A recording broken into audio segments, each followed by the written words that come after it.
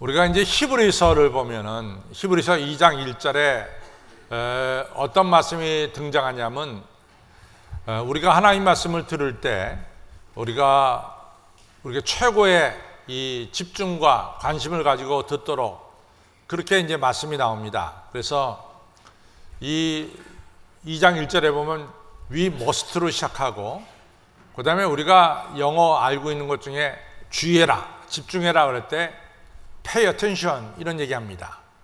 근데 그 pay attention 이러한 말씀을 쓰는과 동시에 we must pay the most careful attention 이렇게 나와요.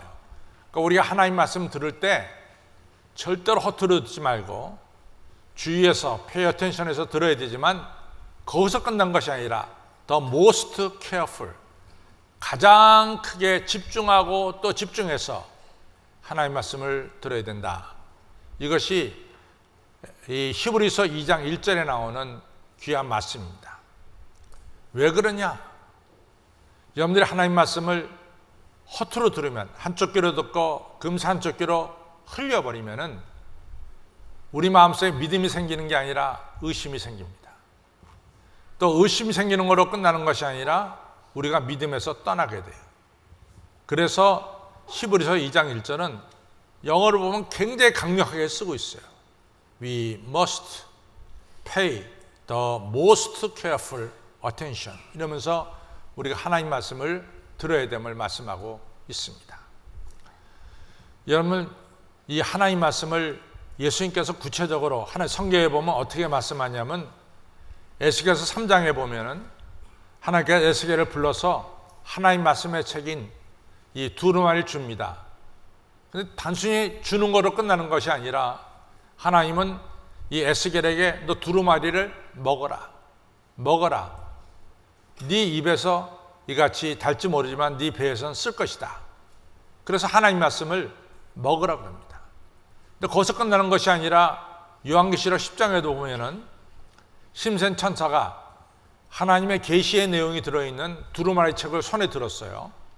그걸 갖다가 사도 요한한테 주면서 사도 요한에게 너 그것을 먹으라 그럽니다. 그래서 사도 요한이 그 두루마리 책 하나님 말씀을 입으로 먹죠. 그래가지고 하는 말씀이 뭐냐? 입에는 달지만 배에서는 쓰더라. 이런 말씀이 나옵니다. 이 연달아 하나님 말씀을 먹으라는 얘기는 말씀이 우리 몸에 살이 되고 뼈가 되어야 된다는 이런 말씀이 되겠습니다.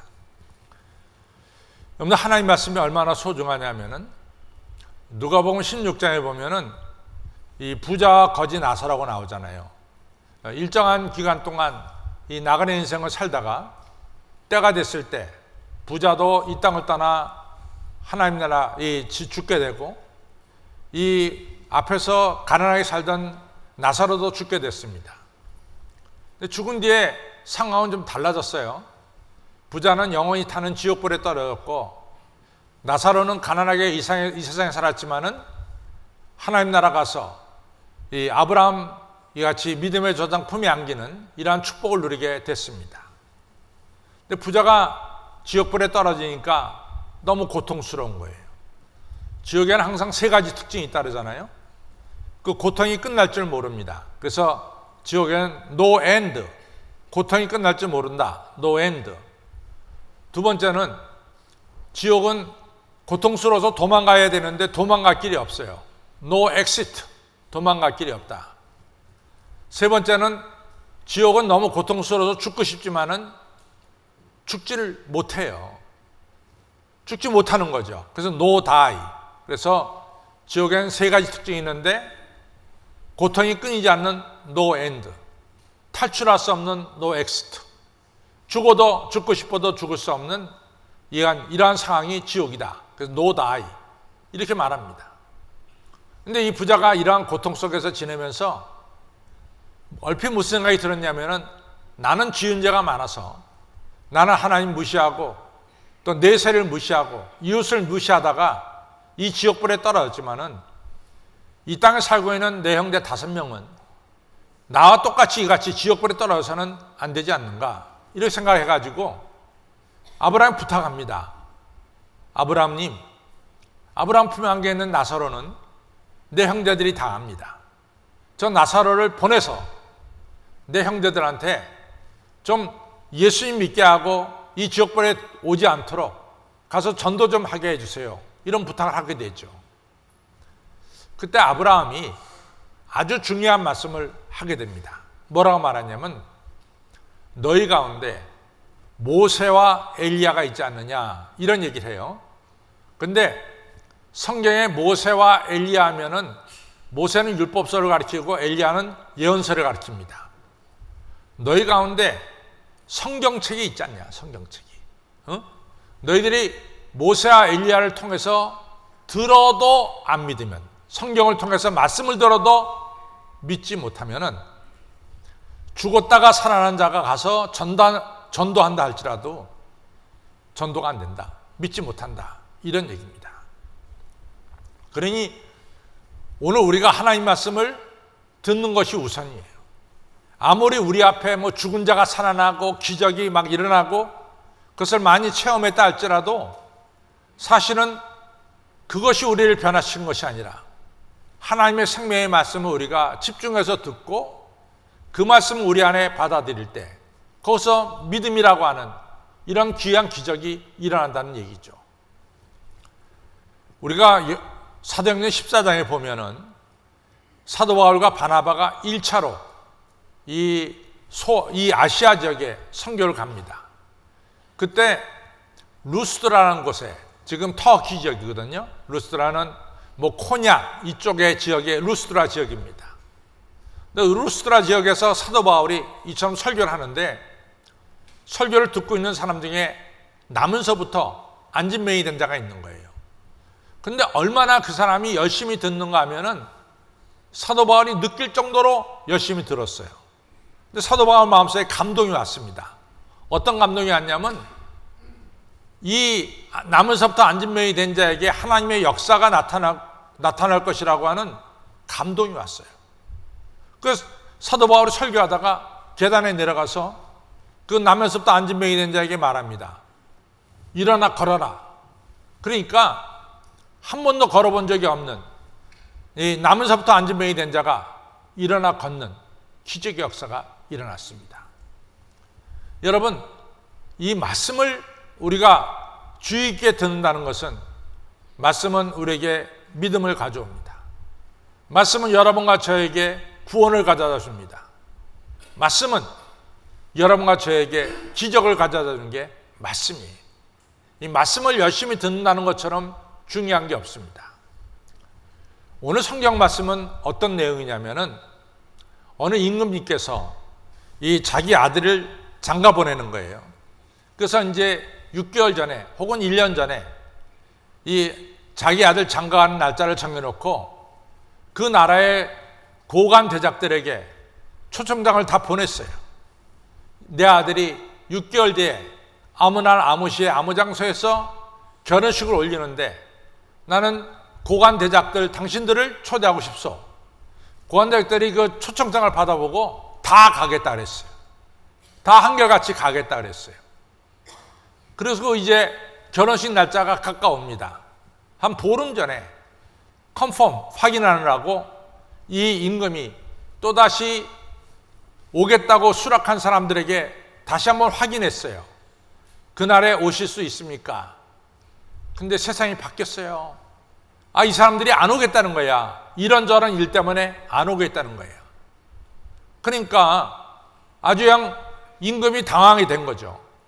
그 임금이 신하들에게 말하기를 나가서 말이야. 바깥에 나가서 길가에 있던 사람들, 평민들 또는 뭐 우리나라에서 그게 별로 잘 살지 못하고 천대받는 사람들, 이런 사람들에게 다 내 결혼식에 오라고 초청장을 돌려라. 그랬더니 평민들하고 별로 지위가 높지 않은 낮은 사람들이 왕으로부터 초청장을 받으니까 감동을 받은 거예요. 야, 나도 왕의 이 결혼잔치에 참여할 수 있는 초청장을 받았다. 너무 감사하고 기뻐하는 거죠. 그래서 자기들 다 참여하겠다고 해서 이같이 결혼식장이 차고도 넘쳤어요. 꽉 찼어요. 임금은 흐뭇했습니다. 그래서 결혼식 초대에 찾아온 사람들에게 인사를 하려고 임금이 이제 다니는 거죠. 아이고, 바쁜 시간 내주셔서 감사합니다. 오셔서 영광입니다. 다 일일이 다니면서 인사를 했어요. 근데 이제 그 이스라엘 결혼식에는 결혼식에 입고 갈 옷을 왕이 초청장에게 같이 보내요. 그러니까 초청받은 사람은 왕이 보낸 옷을 안 받은 사람 한 명도 없어. 다 왕은 초청장과 함께 그 결혼식에 입고 들어올 예복을 같이 다 보낸단 말이죠. 그러니까 다 거기 있는 사람들은 왕이 보낸 예복을 입고 이 결혼식장에 다 참여했어요. 근데 그 중에 어떤 한 명은 예복을 안 입고 참여한 거야. 그러니까 왕이, 아니 당신은 내가 보낸 예복을 못 받았어. 받았다는 거야. 그러면 왜 당신은 그 예복을 입지 않고 왔어? 라고 물어보니까 이 사람이 이유를 대답해야 되는데 아무 대답 안 해요. 입은 있지만은 말은 안 하더라. 유구무원이요. 그러니까 임금이 굉장히 노하했어요. 그래가지고 이 사람을 바깥 어두운 데 내어 쫓아라. 거기서 슬피 울며 이를 갈미 있으리라. 이 사람이 바깥에 내어 쫓기는 이런 심판을 받게 됩니다. 이것이 오늘 본문의 내용이에요. 오늘 이 본문의 내용에서 우리가 몇 가지 짚어볼 게 있어요. 아주 중요하게 예복을 입지 않은 자를 짚어볼 게 있다고요. 첫째는 이 사람이 왜 예복을 안 입었습니까? 예복을 안 입은 이유가 뭐냐 말이에요. 이유가. 한번 살펴보시기 바랍니다. 왜 다 예복 입었는데 그 사람만 예복을 안 입었어? 예복을 안 입은 이유가 있을 거 아니냐 말이지. 간단한 거예요. 입기 싫어서 안 입은 거야. 뭐 그렇게 복잡할 게 없다고. 입기 싫어서 안 입은 거야. 안 입었다는 것 자체가 뭐예요? 불순종이라. 입으라 그랬는데 안 입은 것 자체가 불순종이에요. 우리가 마태복음 5장, 6장, 7장은 정말 주옥 같은 장이죠. 심령에 가난한 자는 복이 있나니 천국이 저희 것이며라고 나오는 이런 산상수훈이 나온 것이 마태복음 5장, 6장, 7장입니다. 마태복음 5장, 6장, 7장은 많은 것이 들어있어요. 우리가 예수님께서 가르쳐 주신 주기도문도 이 5장, 6장, 7장에 들어있어요. 우리가 금식기도 어떻게 해야 되고 이런 것도 마태복음 5장, 6장, 7장에 있어요. 이처럼 여러분과 저가 예수님 믿는데 어떻게 믿음 생활해야 되는지 주옥 같은 가르침이 산상수훈 마태복음 5장, 6장, 7장에 걸쳐서 나옵니다. 근데 이 7장을 끝내면서 7장 24절로부터 결론을 보면은 아주 결론은 간단해요. 우리 예수님이 주옥 같은 말씀을 주시면서 딱 결론을 말합니다. 이 말씀을 듣고 지켜 행하는 자는 반석 위에 집을 지은 자와 같으니 창수가 나고 바람이 불고 폭풍아 나도 그 집은 무너지지 아니하고 내가 준 이 주옥 같은 말씀을 듣고도 지키지 않는 자는 모래 위에 지은 어리석은 사람 같으리니 창수가 나고 바람이 불고 풍랑이 일어나면 그 집은 무너져 버리느니라 라고 말씀했어요. 중요한 것은 말씀을 듣고 지켜 행하는 것이 중요한 거예요. 여러분들 보십시다. 왜 아브라함이 왜 믿음의 조상이 됐어요? 아브라함 믿음의 조상이 된 건 딱 하나예요. 너는 본토, 친척, 아버지 집을 떠나 내가 내게 지시할 땅으로 가라. 이 말씀이 뭐예요? 그냥 순종한 거예요. 순종했기 때문에 아브라함 믿음의 조상이 됐어요. 왜 마태복음 19장에 나오는 그 청년은 근심하며 돌아갔습니까? 너 정말 영생을 얻고자 하느냐? 그럼 네 재산을 가난한 자에게 팔아 넘겨주고 나를 따르라. 하늘나라에 네 부하가 클 것이다. 그 말씀을 듣고 불순종해서 갚버린 거예요. 그러니까 근심할 수밖에 없었어요. 여러분, 이 사람이 예복을 입지 않은 가장 중요한 것은 예수님 말씀에 대해서 한쪽 귀로 듣고 흘려버린 거야. 불순종한 거라고. 그 이상도 그 이하도 아닙니다. 불순종한 겁니다. 두 번째로, 왜 이 사람이 예복을 입지 않았을까? 여러분, 이 사람 마음속에 임금이 결혼식 오라 그러면 오른 가면 끝나지 무슨 예복을 입으라 그러고 말이지 귀찮게 그래? 임금의 말에 대한 반감이 있어요. 뭐 임금이 오라 하면 오고 뭐 그럼 되지 뭐 예복까지 꼭 내가 입어야 돼? 예복 입고 나가나 결혼식 오는 사람 보고 참 한심하다. 뭐 그것까지 다 순종하냐? 난 내 마음대로 내 뜻대로 내 마음대로 옷 입고 하면 안 돼? 이런 오만한 마음이 그 마음속에 있는 거예요. 하나님 아버지 에덴 동산 주면 좋지 말이지 거기 있는 동산 중앙에 있는 실과는 왜 못 먹게? 먹으면 안 돼? 왜 그걸 못 먹게 하십니까? 이런 하나님 말씀에 대한 반감, 반항이 좀 있단 말이죠. 왜 꼭 주일은 꼭 지켜야 돼? 주일날 놀러 가면 안 돼? 왜 주일날 꼭 지키라 그래? 이런 반감이 있다고요. 좀 오만한 마음이 있는 거죠. 여러분, 이 부자, 이 예복을 입지 않은 이 사람의 마음속에는 좀 하나님 말씀에 대한, 이같이 하나님 말씀에 대한 좀 부정하고 싶고, 근데 자기 마음대로 살고 싶은 어떤 오만한 마음이 그 마음속에 들어 있습니다. 여러분들 잘 보세요. 요즘 우리가 이제 요한계시록을 보는데, 요한계시록에 루시퍼를 비롯한 이 천사장들이었다가 이 무저갱으로 쫓겨난 자들이 있어요. 그 자들의 아주 특징 중에 하나가 뭐냐면 하나님의 권위에 대한 도전입니다. 하나님의 권위에 대한 도전이. 하나님 뭐야? 하나님 나도 하나님 되면 안 돼? 이런 어떤 도전이 거기 있어요. 그것이 바로 루시퍼가 자기가 하나님보다 더 높이 빛을 발하는 자리에 있으려고 하다가 결국은 쫓겨나게 되는 거죠. 여러분들 다 예복을 입고 와서 다 질서정연하게 예복을 입었어요. 근데 그 사람 혼자 예복을 안 입어서 질서를 깨트리는 거야. 항상 오만은 어떤 결과를 가져오냐면 질서를 깨트리는 그런 결과를 가져옵니다. 그러나 하나님 말씀의 순종은 하나님께서 원하시는 아름다운 세상, 이같이 코스모스, 평화로운 세상, 이런 세상을 만드는 거예요.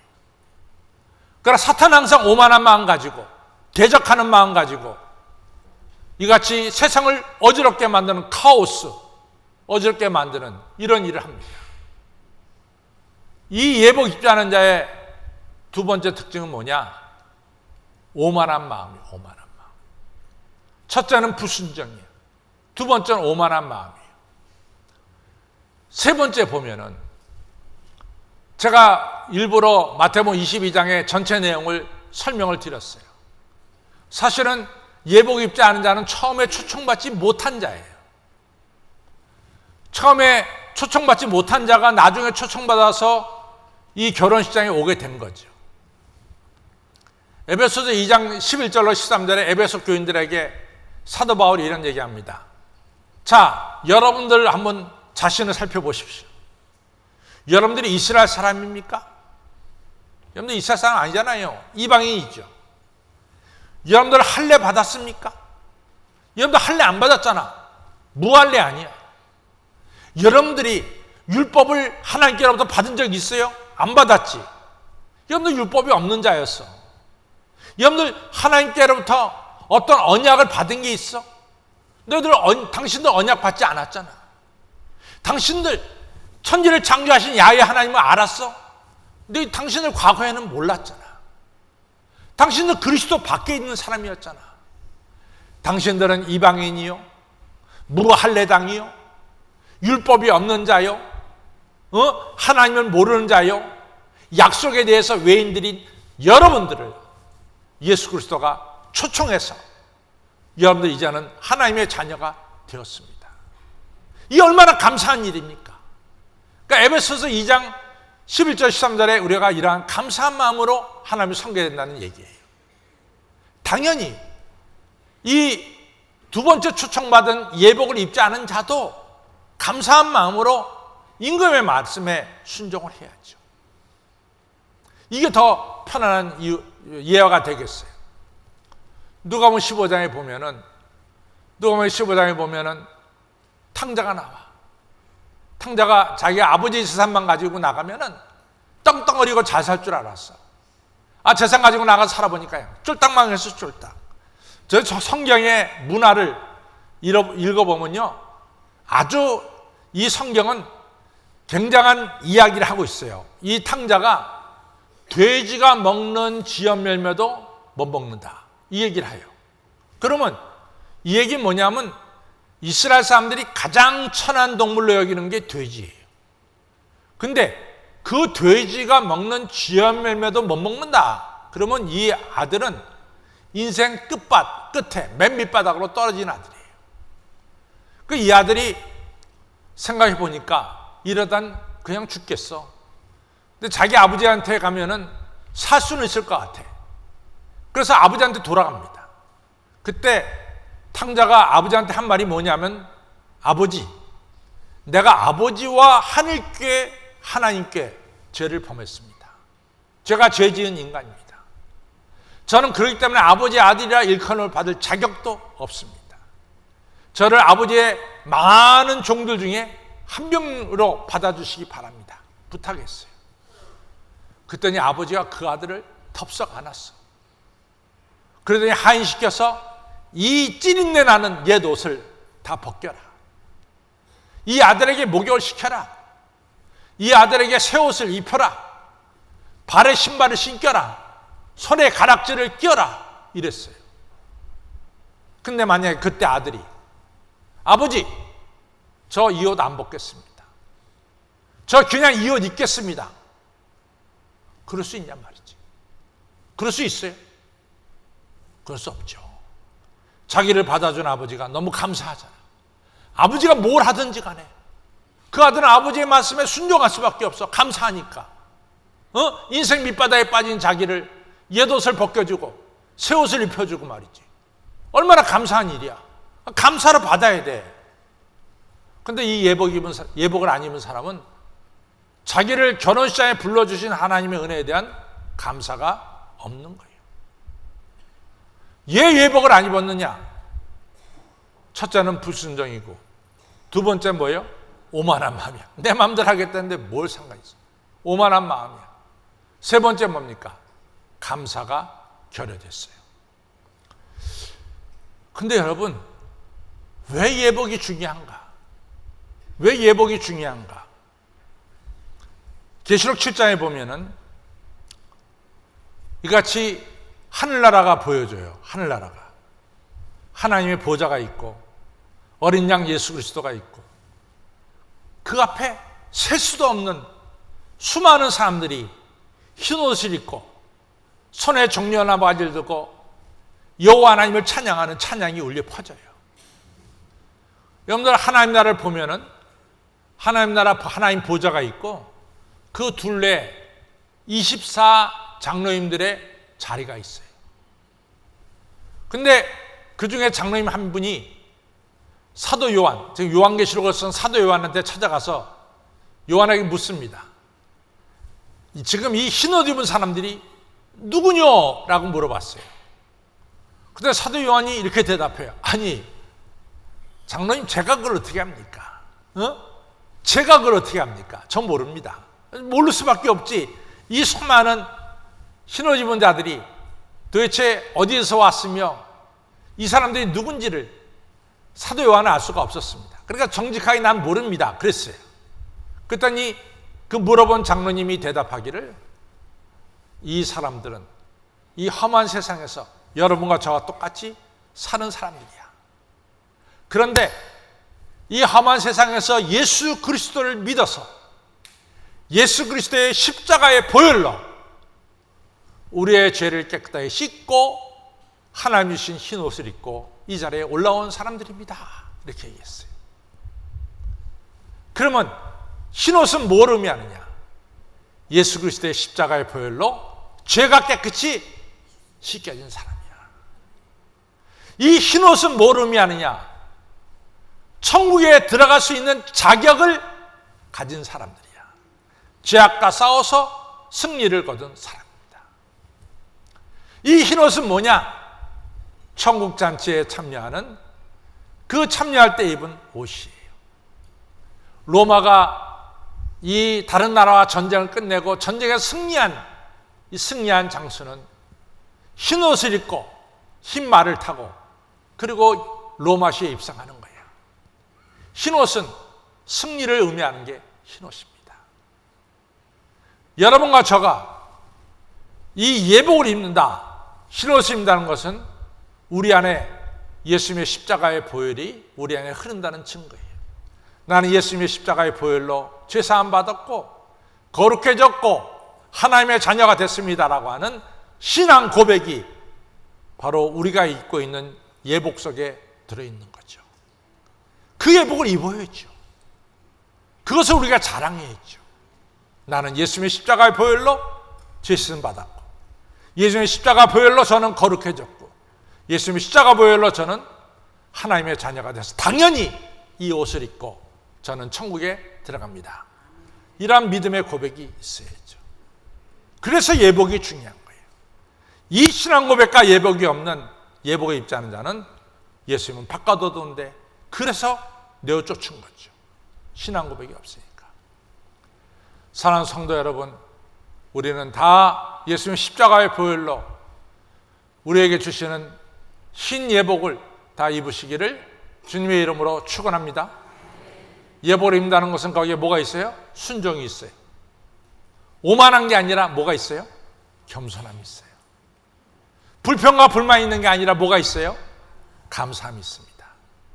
아무쪼록 순종하시고 겸손하시고 감사하시고 십자가 보혈의 예복을 입으시고 승리하시고 천국잔치에 참여하는 여러분들이 다 되시기를 주님의 이름으로 축원합니다.